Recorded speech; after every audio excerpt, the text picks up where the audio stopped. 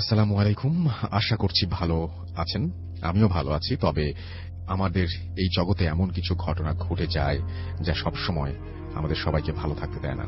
আজ আমার জীবনের তেমনই একটি ঘটনা আমি লিখে পাঠাচ্ছি এবং ভালো লাগলে পড়ে শোনাবেন। আমার স্ত্রী একজন মিডওয়াইফ, তার পোস্টিং মুন্সিগঞ্জ জেলায় কোন একটি উপজেলা স্বাস্থ্য কমপ্লেক্সে। আমি সিলেটে থাকি, পেশায় একজন কম্পিউটার গ্রাফিক্স ডিজাইনার। যখন আমার স্ত্রীর নতুন পোস্টিং হয় তখন আমাদের একমাত্র ছেলে, তার বয়স ছিল ৩ মাস। সেই ৩ মাসের ছেলেকে নিয়েই আমার স্ত্রী চাকরিতে যোগদান করেন এবং তার মাকে অর্থাৎ আমার শাশুড়িকে নিয়েই হাসপাতালের কোয়ার্টারে থাকেন। চাকরির সুবাদে আমি আমার বাড়িতেই থেকে যাই। আপনার হয়তো জানা আছে যে মিডওয়াইফদের মাসে কয়েকটা নাইট করতে হয়। ঘটনাটা এমন একটা নাইটের। গত রোজার ঈদের ছুটিতে আমি মুন্সিগঞ্জ চলে যাই স্ত্রী পুত্রের সাথে ঈদ করার জন্য। আমি যেই দিন যাই, আমার শাশুড়ি হাসপাতালের কোয়ার্টার ছেড়ে তার বাড়িতে চলে যায়। সাধারণত আমার স্ত্রী নাইট ডিউটির সময় আমার শাশুড়িকে সঙ্গে নিয়ে যেত, কিন্তু উনি সেদিন উনি না থাকায় আমাকেই সঙ্গে যেতে হয়। যাওয়ার কারণ, কোন রোগী যখন আসে তখন তাকে বাচ্চাটাকে রাখা লাগে, আর যখন কাজ থাকে না মিডওয়াইফদের জন্য নির্ধারিত রুমেই বসে থাকে বা ঘুমিয়ে থাকে। রাত আনুমানিক 2টা। আমিও আমার স্ত্রীর ছেলের সাথে খেলা করছি। আমার কেন যেন মনে পড়েছে, আমি মনে হয়। যাই হোক, ঠিক তখন একজন লেবার পেইন নিয়ে হাসপাতালে আসে। আমার স্ত্রীর কাজ হচ্ছে সেই রোগীর ডেলিভারি করা। আমার কাছে বাচ্চা রেখে আমার স্ত্রী তার কাছে চলে যায় এবং স্ত্রীর যাওয়ার পরে বাচ্চাটা কান্নাকাটি শুরু করে। কোনোভাবেই বাচ্চা সামলাতে পারছিলাম না, তাই একটু হাঁটাহাঁটি করছিলাম। হাসপাতাল ঘরে ছিমছাম নীরবতা, কোথাও কোনো লোকজন নেই। হালকা শব্দ ভেসে আসছে, রোগীদের কাতরানোর আওয়াজ, বাইরের ল্যাম্প পোস্টের আলো আসছে করিডোরে। আমি বাচ্চাটাকে কোলে নিয়ে সেই আলোতে হাঁটছি আর শান্ত করার চেষ্টা করছি। হঠাৎ দেখি একটা সদ্য প্রসব হওয়া বাচ্চা হালকা গুগু শব্দ করে উল্টো দিক থেকে আসছে। তার নাড়িভুড়ি এখনো কাটা হয়নি, নাড়ি কাটা হয়নি। সে যেই দিক দিয়ে আসছে রক্ত ভেসে যাচ্ছে। এত রাতে এত ছোট বাচ্চা এখানে থাকা অসম্ভব। এইটা দেখেই আমার মনে হচ্ছিল আমার প্রাণ পাখি কোথায় বের হয়ে যাবে। কেন জানি না তখন এত অশান্তি লাগছিল বলে বোঝাতে পারবো না। এক দৌড়ে রুমে ঢুকে দরজাটা বন্ধ করে দিলাম এবং দুরুদ পড়া শুরু করে দিলাম। এবং চারিদিকে যখন আমি দেখি যে ছোট ছোট একজোড়া পা দেখা যাচ্ছে, পায়চারি করছে রুমের চতুর্দিকে। একটু পরে দরজায় নক হতেই দৌড়ে দরজাটা খুলে দিলাম। ভাবলাম হয়তো আমার স্ত্রীকে খুঁজছে। দরজাটা খুলে আমি শক্ত হয়ে গেলাম। দরজায় একজন মহিলা রক্তে। একটু পরে দরজাতে টকটক করে আওয়াজ হলো এবং আমি ভাবলাম যে আমার বউ নয়তো রোগীর কাছে কোনো একটা লোক এসছে। আমি দরজাটা খুলে দিলাম এবং শক্ত হয়ে গেলাম। দেখে একজন মহিলা রক্তে লাল হয়ে গেছে তার শরীর। আমার দিকে তাকিয়ে হাসতে হাসতে বলল, আমার বাচ্চাটাকে দেখেছেন?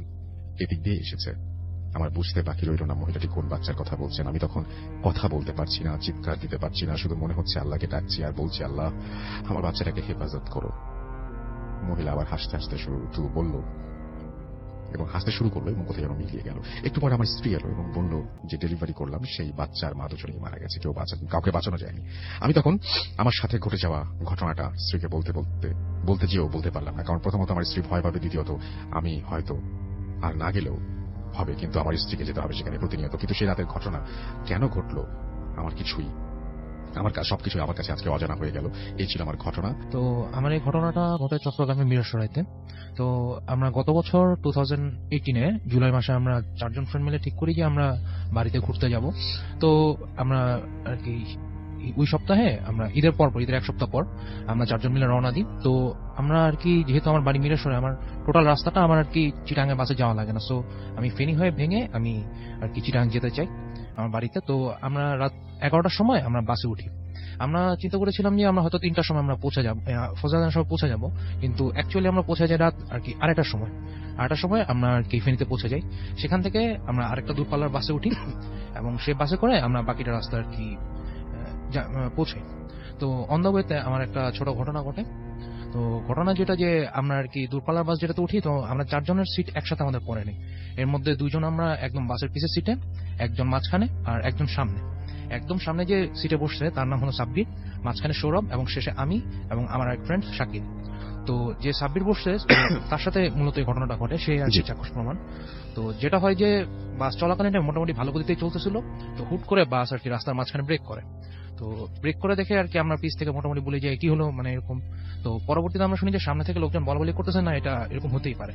তো ঘটনা যেটা হয়েছে যে মানে সামনে যারা ড্রাইভার, কন্ট্রাক্টর, দেন আমার ফ্রেন্ড, ওরা যেটা দেখলো যে রাস্তার এই পাশ থেকে রাস্তার অপোজিট সাইডে সাদা লম্বা একজন আর কি মানুষ এই পাশ থেকে এই পাশে দৌড়ে যাচ্ছে। মানুষ বলা যায় না, অবয়ব আর কি। এই পাশ থেকে এই পাশে দৌড়ে মানে চলে গেল জাস্ট এক লাফে। তো এটা দেখে আর কি সামনে বাস কন্ট্রাক্টর সবাই আর কি জোরে মানে বাস আর কি জোরে ব্রেক করে।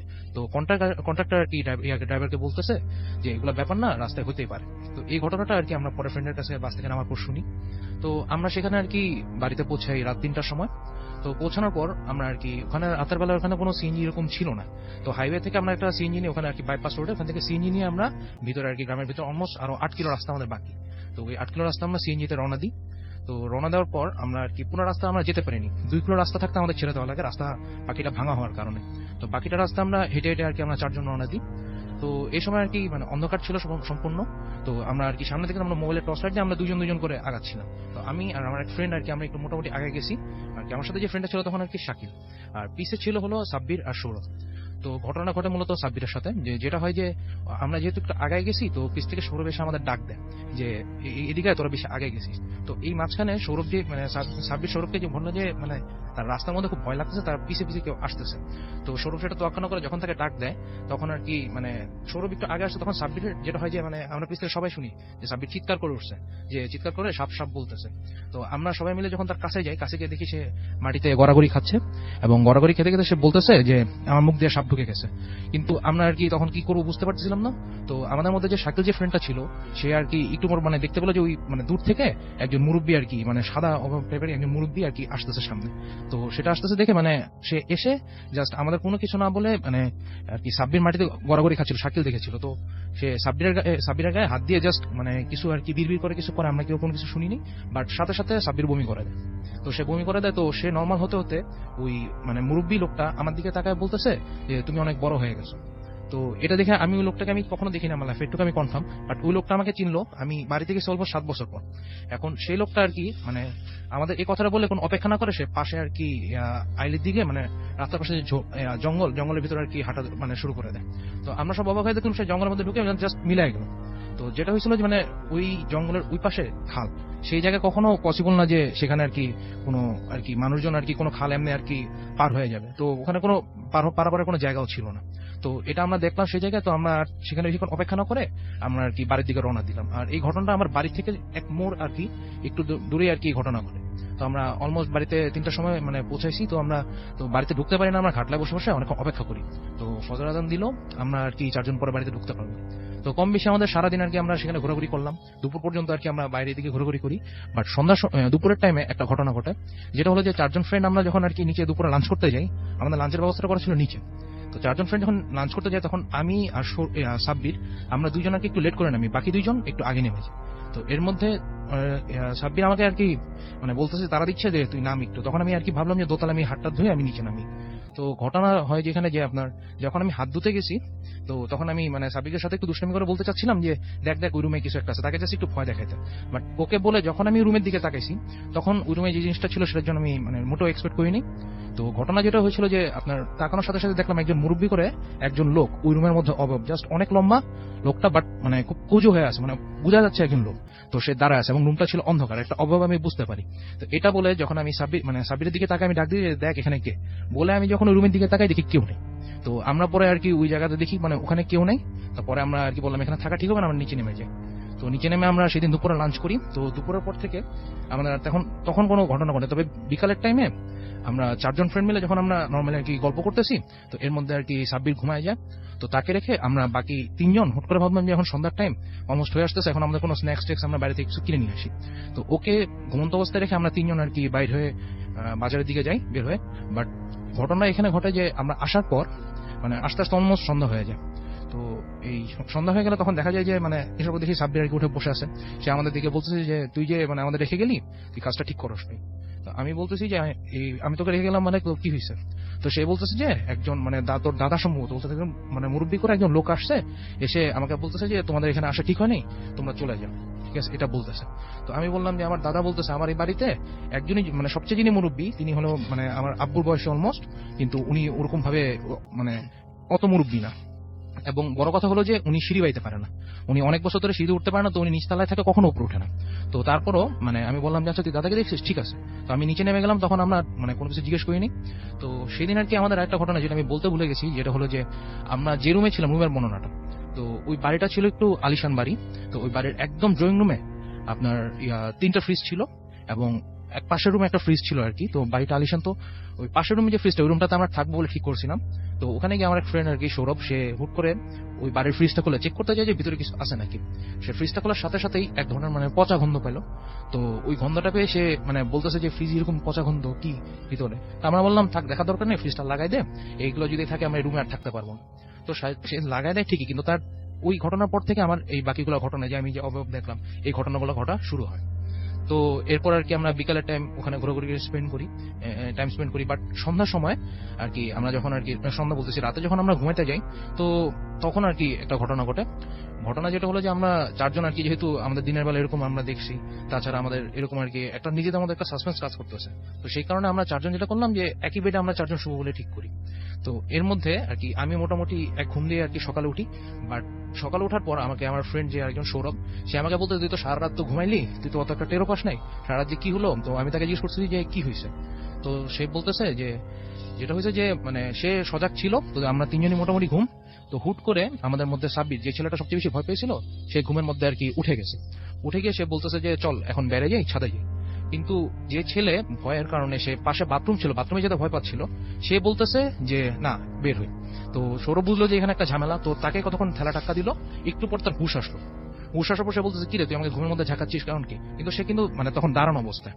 তো তখন মানে তাকে কিছু বলতে যাবে, তখন পাশে যে আরেকজন শাকিল ছিল, তখন ও দেখি মানে কোনো কিছু না বলে ও দাঁড়ায় গেছে, এবং ও দাঁড়ায় কাউকে কিছু না বলে সে হাঁটা বাইরের দিকে।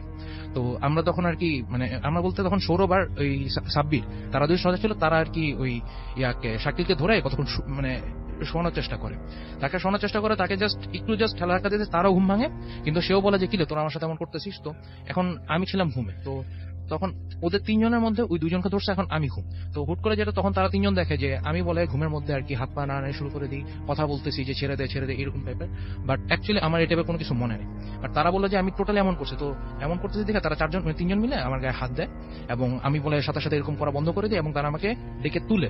বাট আমি এই জিনিসটা মনে করতে পারি না যে আমাকে ডেকে তুলছে কিনা। আমি একটু কথা বলে আবার ঘুমাই গিয়ে। ঠিক আছে, তো এটা ছিল আর কি সেদিন রাতের ঘটনা। তো পরদিনে সকালবেলা যখন আর কি আমরা আর কি মানে এরকম ঘটনা হলো, আমরা বলতেছি যে একজনকে তোরা কি মানে এরকম দেখছিস, যে সবচেয়ে বেশি ভয় পাইছে তাকে বলতে, তুই কিছু দেখছিস নাকি?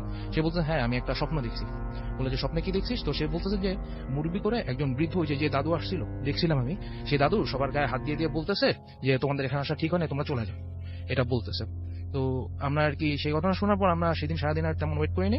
তো আমরা দুপুরের টাইম যখন আমরা বেরোতে যাই, তখন আর কি নিচে আমাদের দাদু ছিল। তো উনি বলতেছে এসে যে মানে যে ভয় পাইছে সবচেয়ে, তাকে বলতেছে যে তোমাকে রাতে ধরছে না। তো এখানে আমাদের চারজন মধ্যে যে কাউকে বলতে পারতো, কিন্তু ওকে বলতেছে এই জন্য মানে দেখে মনে হচ্ছে, তখন দাদু তাকে বলতেছে এগুলো ব্যাপার না, আমাদের এখানে এরকম হয়, আমরা কম বেশি দেখি, এটা কোনো অসুবিধা নেই। তো এখানে আমার যেটা বলার যে দাদাকে আমরা দেখছি, সেই দাদা হলো আমার একটু দূর সম্পর্কে, এবং ওনারা 3 ভাই ছিল।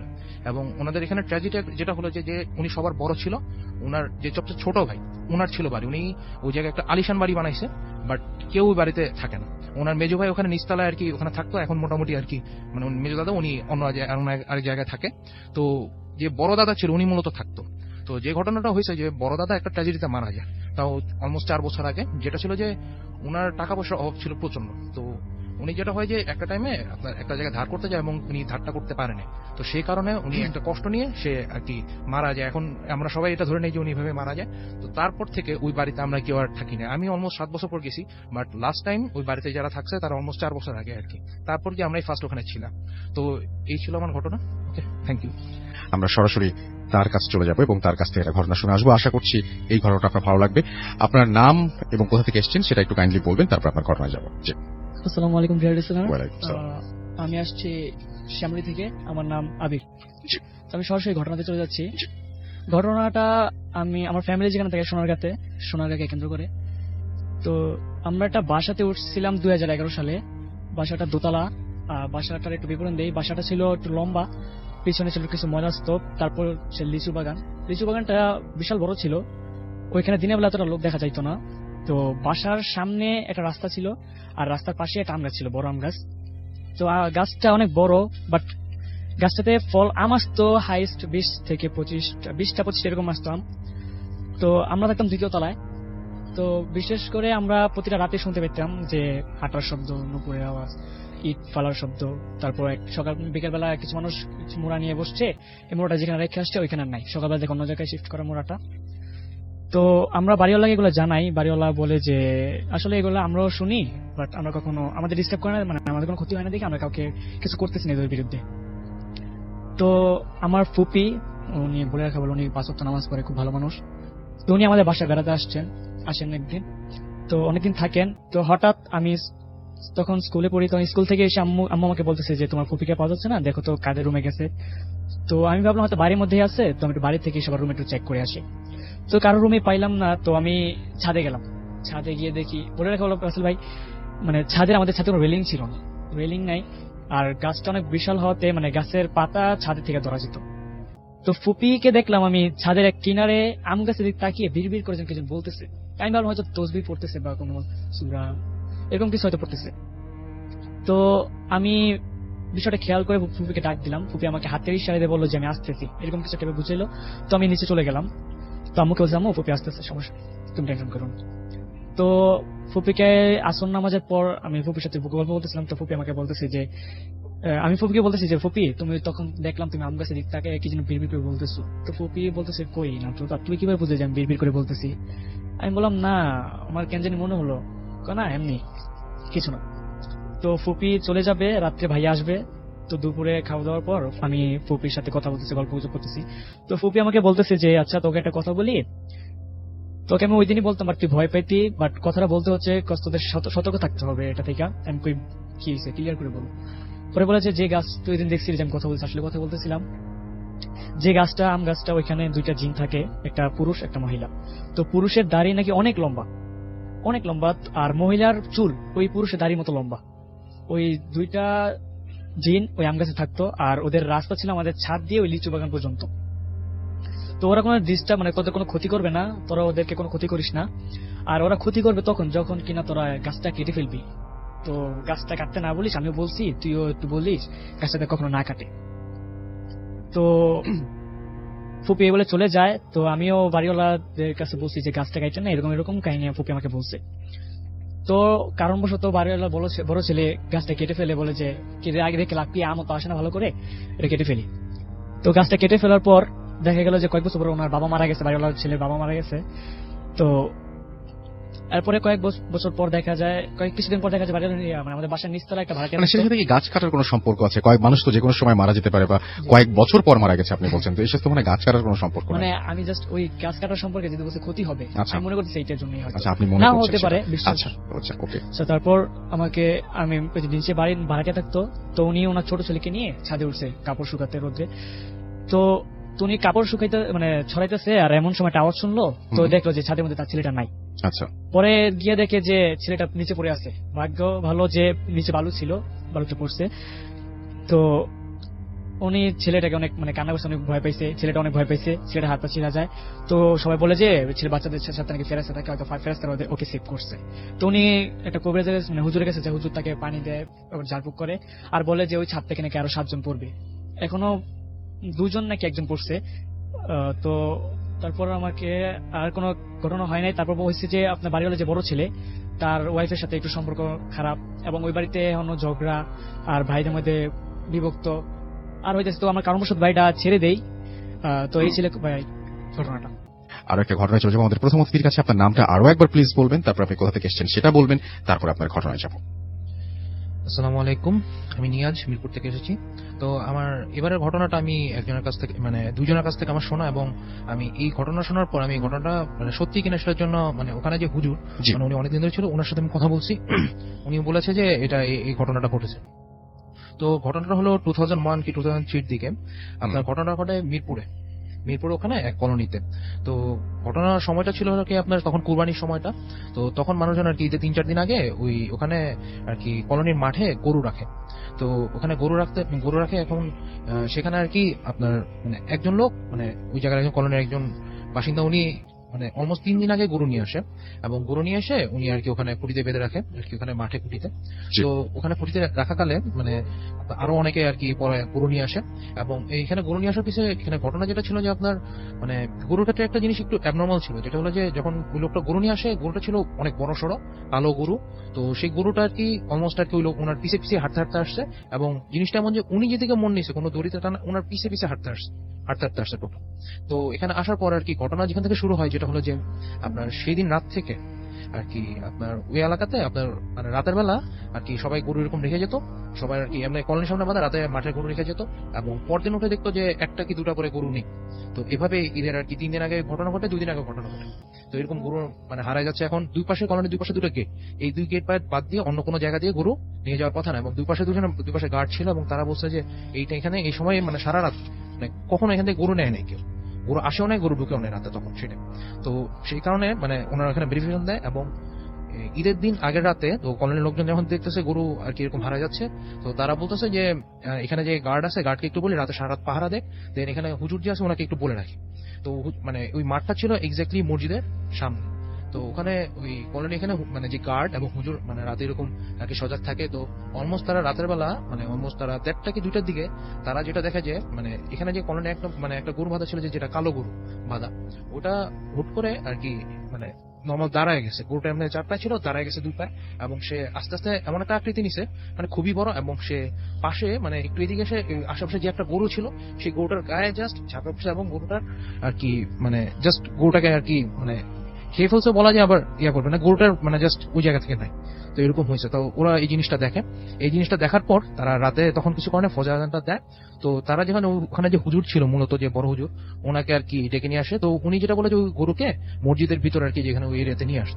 তো ওই গরুকে যখন মসজিদ এখানে গেটে আর কি মানে সামনে ওঠার মতো জায়গা ছিল, সেই গেটে যখন ঢোকানো ট্রাই করা হয় ওই গরু ঢুকতে চায় না, ওকে টেনে হেঁচড়ে কোনোভাবে ঢোকানো যায় না। তো পরে যে বড় হুজুর যিনি ছিল উনি গিয়ে ওই গরুর মুখের সামনে গিয়ে কিছু একটা আর কি ধরে, তো গরুটা জাস্ট তখন টান দেয়, গরু তার পিছে পিছে চলে আসে। এখানে চলে আসার পর মানে ওই গরুটাকে জাস্ট মানে ধরে বলতেছে যে তুই তার অবয়ব নে, মানে এরকম বলতেছে কিছু একটা। তো গরুটা যেটা হয় যে আপনার তখন একটা অবয়ব নেওয়া শুরু করে, গরুটা জাস্ট আকৃতিছে এবং সে একটা মানুষের মতো অবয়ব নেয়। তো সে অবয়ব নেওয়ার পর তাকে বলা হয় যে তুই কেন আসছিস এরকম, সে কিচ্ছু বলে না, তাকে মানে কোনো কিছু বলা হয় না। তো শেষ পর্যন্ত তাকে ফোর্স করে আপনার বোতলে বন্দি করা হয়। তো বোতলে বন্দি করে এখন তাকে মানে কোথায় কি করবে, তখন তারা যেটা ঠিক করে যে ওই মসজিদেরই এরিয়ার একটা জায়গায় মানে এখানে এখনো কেউ বলতে পারে না কোন জায়গাতে, সেই এরিয়াতে অনেক মাটির নিচে সেই বোতলে মানে পরে সেই মাটির নিচে এখানে মাটি চাপা দিয়ে দেওয়া হয়, এখনো স্টিল আর কি আছে। এখন ওই এলাকার লোকজন কম বেশি সবাই এই ঘটনাটা জানে। ওকে, সো থ্যাংক ইউ, এটাই ছিল আমার ঘটনা। এই মুহূর্তে আমাদের সাথে আছে নতুন অতিথি, আপনার নামটা একটু প্লিজ বলবেন, এবং তারপর আপনি কোথা থেকে এসেছেন সেটা একটু বলবেন, তারপর আপনার ঘটনায় যাব। জি আসসালামু আলাইকুম।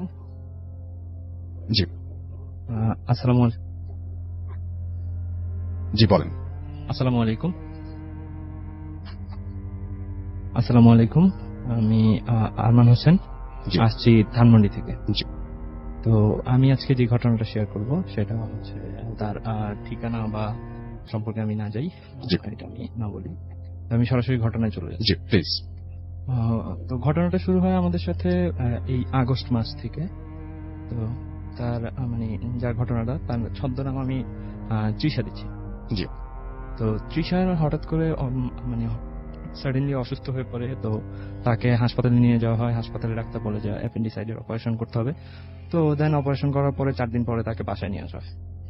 বাসায় নিয়ে আসার পরেই আসলে মেইন সমস্যাগুলো শুরু হয়। মেইন সমস্যাগুলোর মধ্যে প্রথম দেখা যায় যে সে নিজের সাথে নিজেই কথা বলা স্টার্ট করতো, লাইক নিজে নিজে কথা বলতে, একা থাকা পছন্দ করতো।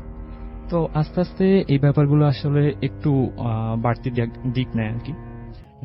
যেমন দেখা যেত আস্তে আস্তে তার হাত পা বাঁকা হয়ে যেত, বা হাত পা আকস্মিকভাবে বাঁকা হয়ে যেত, যেটা আসলে নর্মাল না।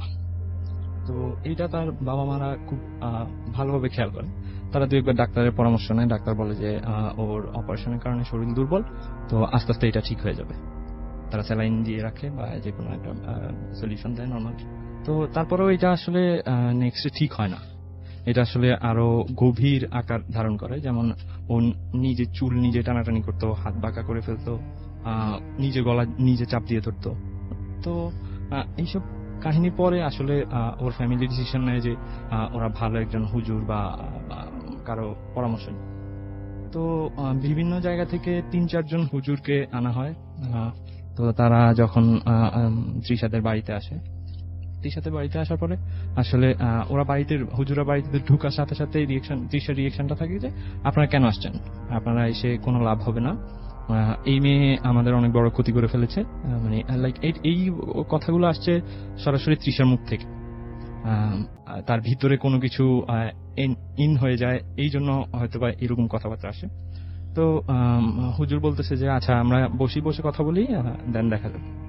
তো তারা একটা বাড়ির মাঝখানে একটা আসনে বসে, আসনে বসার পরে হুজুর তৃষাকে সালাম দেয় যে সমস্যা কি, আপনি কেন আসছেন, এই মেয়ের ভিতরে কেন আসছেন। তো তখন তৃষার মুখ থেকেই আসলে কথাটা বের হয় যে এই মেয়ে আমাদের অনেক বড় ক্ষতি করে ফেলেছে। 3 বছর আগে এই মেয়ে একটা জায়গাতে আমার ফ্যামিলির এক মেম্বারকে মেরে ফেলেছে। তো তখন হুজুর আসলে কিউরিয়াস মাইন্ড থেকে জিজ্ঞেস করলো যে আসলে ব্যাপারটা আমাকে খুলে বলেন, আমি আসলে ব্যাপারটা না জানলে তো এটা সলিউশন করতে পারবো না। তো তারপর হুজুর অনেক চেষ্টা করে আসলে ব্যাপারটা বের করে। তখন তৃষা মুখ থেকে তৃষাই বলতে থাকে যে আসলে ব্যাপারটা হয়েছে 3 বছর আগে তার এক ফ্যামিলি মেম্বারের বিয়ের সময়। তো তারা বরযাত্রী হিসেবে যাচ্ছিল, যাওয়ার সময় যে কোনো কারণেই রাস্তায় গাড়ি আটকানো হয়, আটকে তাদেরকে একটা সেফ জোনে রাখা হয়। তো ওই এলাকাটা ছিল একেবারে নির্জন, বলতে গেলে ওই এলাকায় কিছু হিন্দু বাড়ি আছে একটু দূরে দূরে, লাইক হাফ কিলোমিটার দূরে দূরে হিন্দু বাড়ি, আর মাঝখান দিয়ে শুধু বাগান। তো একপাশে দাঁড়ানো অবস্থায় তখন এরকম কোনো কিছু ফিলই হয় নাই যে এরকম কোনো কিছু হয়েছে। তখন নাকি ওই যারা তৃষার সাথে আছে তাদের কোন এক ফ্যামিলি মেম্বারকে তৃষা গলার মধ্যে পা দিয়ে দাঁড়িয়েছিল। তো তারা অনেক চেষ্টা করার পরেও তৃষার হাত থেকে আসলে ওই তাদের ফ্যামিলি মেম্বারকে ছাড়িয়ে আনতে পারেনি। তো তারা তখন থেকেই তৃষার সাথে সাথে আসে। তৃষা তখন অনেক ছোট ছিল, আর দেখতেও তেমন সুন্দর ছিল না বা লুক্রেটিভ ছিল না। তো তারা এটা নিয়ে অপেক্ষা করে আসলে তৃষা কখন একটু লুক্রেটিভ হবে বা তাকে তার ক্ষতি করা পসিবল হবে। তো তারা সুযোগটা পেয়েছে অপারেশনের পর থেকেই, মানে অপারেশনের পরে যখন তার শরীরটা দুর্বল হয়ে যায় তখন থেকে আসলে তাদের অত্যাচারটা শুরু হয়। তো হুজুর অনেক ইয়ের পরে কোনো সলিউশনে আসতে পারছিল না। পরে হুজুর করে কি একটা সার্কেল আঁকে, মাটির মধ্যে একটা সার্কেল আঁকার পরে ওখানে একটা বাঁশের লাঠি দিয়ে আসলে দোয়া পড়া হয় আর ফু দেওয়া হয়, আর ওই সার্কেলের মধ্যে আঘাত করতে থাকে। তো সার্কেলের মধ্যে আঘাত করতে থাকলে নর্মালি তৃষার কিছু হওয়ার কথা না। তো বাট তৃষার শরীরে কিছু কিছু জায়গায় দাগ পড়ে যাচ্ছিল, লাইক অনেক জোরে কাউকে আঘাত করলে যেরকম একটা দাগ পড়ে যায় শরীরে, ব্যাপারটা ওরকম আর কি, ওরকম দাগ পড়ে যাচ্ছিল। তো তারপরেও হঠাৎ মানে তৃষা বলছিল যে এইগুলা করে কোনো লাভ হবে না, আমরা আসলে মেয়েটাকে কখনোই ছাড়বো না, আমরা 3 বছর ওর পিছনে ছিলাম, আমরা ওর জীবন নিয়েই মুক্ত হব।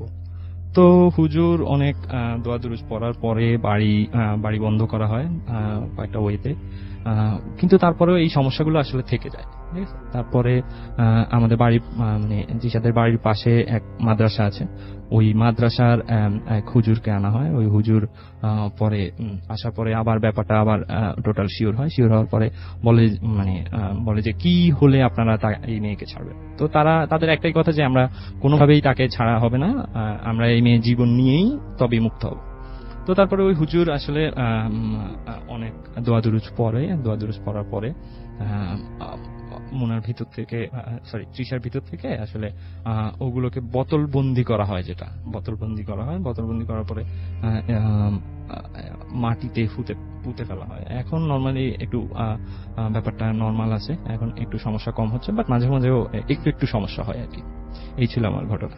চলে যাচ্ছে আমাদের পরবর্তী অতিথির কাছে। আপনার নামটা প্লিজ একটু বলবেন, কোথা থেকে এসেছেন সেটা বলবেন, তারপর আপনার ঘটনায় যাব। চলুন। আমার নাম সাদমান সাকিব দীপ্ত, আমি আসছি মিরপুর থেকে। জি, আপনার ঘটনা এক্স্যাক্টলি হচ্ছে আমার আর আমার বন্ধু সৌরভের সাথে। জি, আমরা হচ্ছে কবুতর পালতাম, আমি বেশ অনেকগুলো কবুতর পেলে আমার বন্ধুর সাথে পালা শুরু করি। তো সাডেন মানে 1-2 মাস যাওয়ার পরে আমার বন্ধু আমাকে বলতেছে যে বন্ধু খালি দেখতেছি কবুতর মরে যাচ্ছে। আমি মনে করছি যে এটা সিজনাল কোনো প্রবলেম বা কোনো একটা ইস্যু। যে থ্রুতে আমি ওকে বলছি যে এই সিজনে এই সমস্যাটা হতে পারে, মানে আমি ব্লাইন্ডলি না দেখে বলছি এই সবগুলা খাওয়াই দেয়, জাস্ট এগুলোতে কাজ হয়ে যাবে।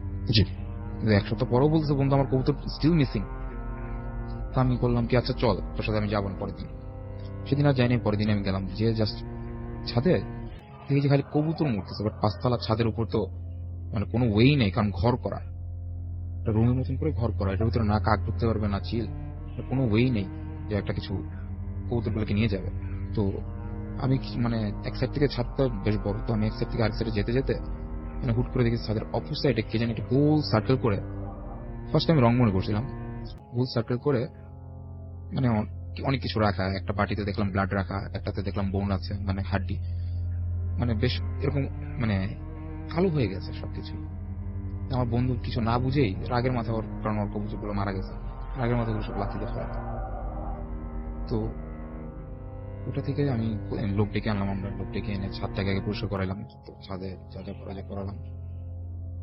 আমি নিচে গেলাম, নিচে যে আমাদের গার্ড আছে সে আবার যে কবিরাজি টবিরাজি পারে, তো ওনার সাথে কথাবার্তা বললাম।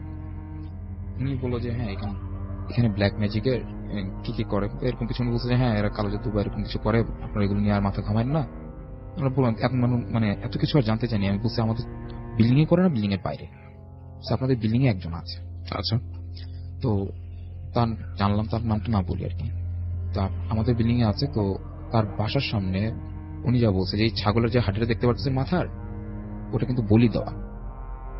আর আপনারা যেগুলি ফ্লাই দিচ্ছেন বা ইয়া করছেন ভালো করছেন, বাট ওনার সাথে আপনারা না যাওয়াটাই ভালো আপনাদের জন্য। তো সৌরভের মানে আমার যে বন্ধুর বাবা, সে আবার পানি পড়া দিয়ে ছাদটাকে মানে একদম যা করে ক্লিন করলো। এরপর থেকে আমাদের ছাদে মানে কবুতর নিয়ে আর কিছু হয় না, কারণ প্রতিদিন ফেদারও থাকতো না, কিছুই থাকতো না, জাস্ট কবুতরের ব্লাড থাকতো। কারণ অন্য কেউ যদি কবুতর নিয়ে যেত তাহলে কোনো ব্লাড থাকার কথা ছিল না, আর এখানে জাস্ট কবুতরের ব্লাড থাকতো আর কোনো কিছুই থাকতো না। এটা আপনার ঘটনা? জি ভাই, এটার আর কোনো এক্সপ্লেনেশন ছিল না। আচ্ছা, এছাড়া মনে হয় আপনার আরেকটা ঘটনা ছিল না? হ্যাঁ, একটা ছিল, শুনে ফেলি। জি, আমরা হচ্ছে সিজনাল যখন র্যাকেট খেলতে যাই মানে প্রতি শীতে, আমরা এটা হচ্ছে 2 বছর আগের কথা আর কি, টুর্নামেন্টের জন্য আমরা আরেক সাথে গেছি, মানে আরেকটা মাঠে গেছিলাম আরেক এলাকায়। তো মাঠটা হচ্ছে মানে এমন একটা গলি, চিপা একটা গলি, যেটা হচ্ছে সব বিল্ডিং এর ব্যাক সাইড পড়ে। সো ওই সাইডে কোনো ফ্রন্ট গেট নাই, সো টোটালি একটা ব্যাক গেটের একটা রাস্তা। তো আমরা খেলতে মানে খেলার জন্য ওই মাঠে যাই। তো যে 1-1.5 ঘন্টা পরে শুনলাম যে না, খেলাটা পোস্টপোন হয়েছে, যে এখন খেলা হবে না, এটা নেক্সট উইক। তো আমি চিন্তা করছি চলে যাবো। ওই টাইমে একটা ছোট হুজুর, একটা বড় হুজুর আসে আর কি। ছোট হুজুরটা কিছুই বলে না, বড় হুজুরটা আমাদেরকে মানে বলে যে আসো আমরা নামাজ পড়তে যাই, এই ওই মানে তারপর একটা কথা বলতে থাকে। আমরা চিন্তা করি যে আমার বন্ধু বলে যে আমরা তো এই এলাকার না, আমরা আরেক এলাকার, আমরা এখানে টুর্নামেন্ট খেলতে আসছিলাম। তো এক কথায় 2 কথায় হুজুর বলতেছে যে না, কোনো কিছু তো তার ইস্যু লাগে না নামাজ পড়তে, আপনারা আসতে পারেন, নামাজ পড়তে পারেন।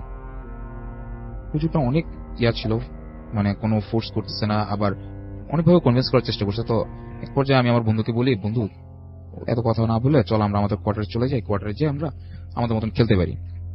তো হুজুর আমাদের ঠিক 30 মিনিট আগেই 30 সেকেন্ড আগেই রওনা দিয়ে দিচ্ছে যে আচ্ছা আমি আসতেছি বলে চলে গেল।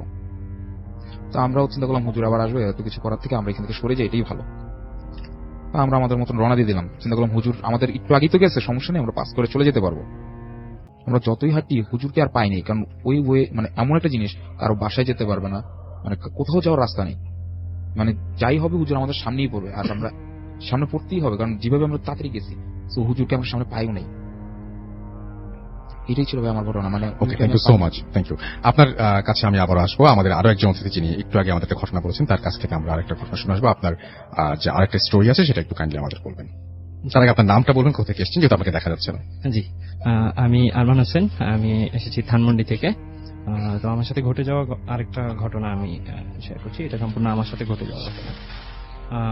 ঘটনাটি অনেক আগে, তখন আমি ক্লাস 8 কি 9 পড়ি। তো তখন ছিল রমজান মাস। তো রমজান মাসের সময় আমরা সেহরির জন্য উঠি। আমার ঘরে আমার মা আর আমরা 2 ভাই ছিলাম, আর একটা ছোট বোন ছিল। তো আম্মু অনেক জোর করে আমাদেরকে আসলে আমরা ঘুমাইতে চাচ্ছিলাম, সেহরি করে ঘুমাই যেতে চাচ্ছিলাম। তো তখন আম্মু বলে যে যা তোরা নামাজ পড়ে আয়। তো নামাজ পড়তে যাওয়ার আমাদের অনেক দেরি হয়ে গেছে। তখন জামাত শেষ হয়ে গেছে, বা সব মুসল্লিরা বাসায় ব্যাক করে ফেলেছে। তো মসজিদে কেউ ছিল না, বাট মসজিদের লাইটটা জ্বালানো ছিল। আমি একটু উল্লেখ করে রাখি যে মানে আমাদের বাড়ির সামনে যে মসজিদটা ছিল, মসজিদটার ইলেকট্রিসিটি অপারেট হতো একটা ঘর থেকে, যে ওই ঘর থেকে আপনি চাইলে মসজিদের সব ইলেকট্রিসিটি অফ করে দিতে পারবেন।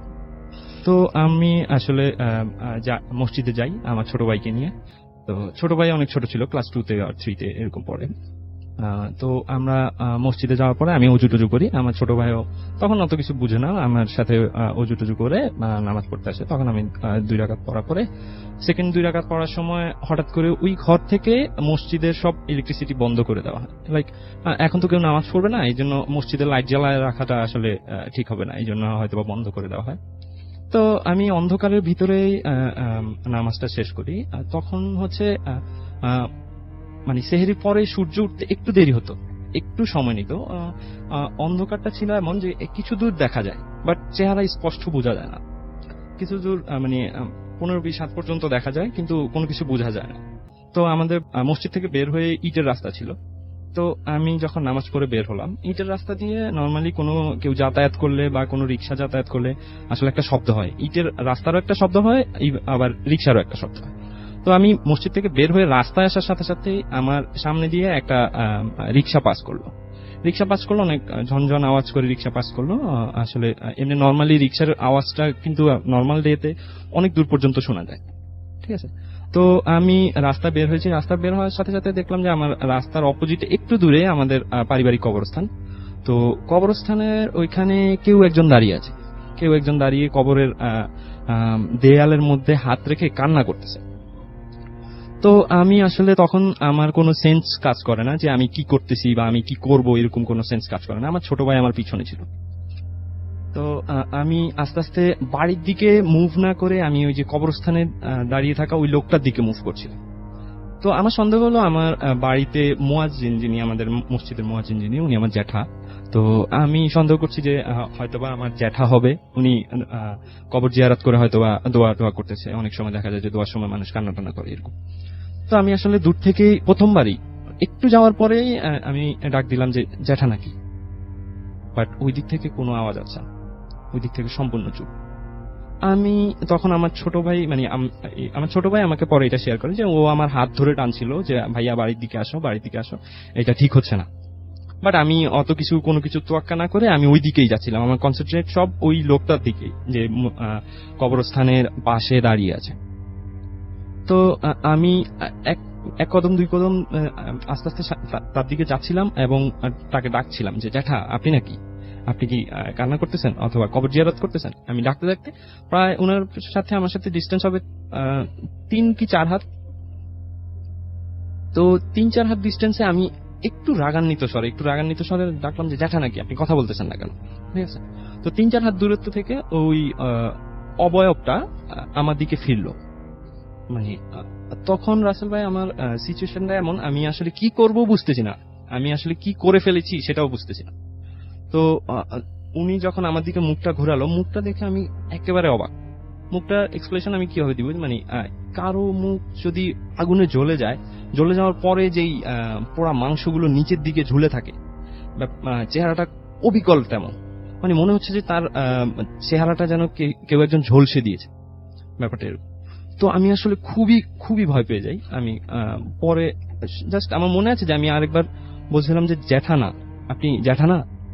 তো এইটার পরে আসলে আমি আর নিজেকে ধরে রাখতে পারি নাই, আমি সেন্সলেস হয়ে পড়ে যাই। তো পরে 3 ঘন্টা পর আমার জ্ঞান আসে, আমার কাকা আর কি আমাকে সেখান থেকে নিয়ে আসে। পরে আমি জ্ঞান আসার পরে কাকাকে জিজ্ঞেস করলাম, কাকা বললো যে তুমি কবরস্থানের সামনে শুয়েছিলাম, সেন্সলেস অবস্থায় পড়েছিলাম, আমরা তোমাকে সেখান থেকে নিয়ে আসছি। এবং আমার ছোট ভাই বলে যে তুমি মসজিদ থেকে বের হওয়ার পরেই তোমার সেন্স ছিল না, তুমি আসলে আমি বাড়ির দিকে টানতেছিলাম তোমাকে, তুমি আমার দিকে আসতেছিলাম, তুমি কবরস্থানের দিকে যাচ্ছিলে। এই ছিল আমার ঘটনা।